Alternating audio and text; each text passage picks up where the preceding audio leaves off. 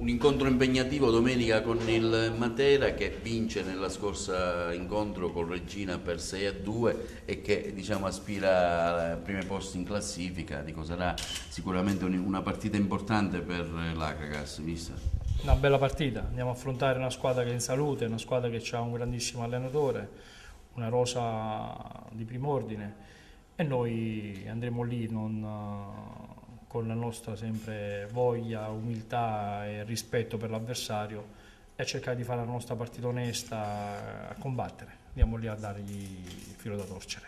Ecco, ha avuto modo già di pensare a uno schema, immaginare come può espugnare il campo del Matera? Ah no, stiamo preparando la partita lavorando molto su quello che domenica ci aspetta. Noi da qui a domenica valuteremo certe situazioni che abbiamo visto e domenica saremo pronti sicuramente. Non è il modulo secondo me che fa la differenza, è le motivazioni e i principi di gioco che noi abbiamo. Quindi andiamo là, sappiamo che dobbiamo andare a affrontare una partita con grande umiltà e coraggio.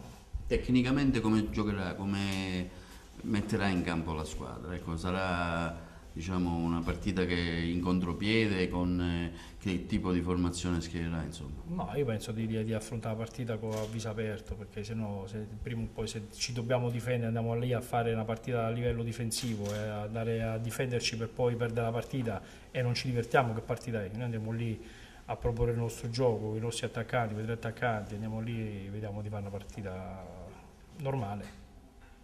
Grazie.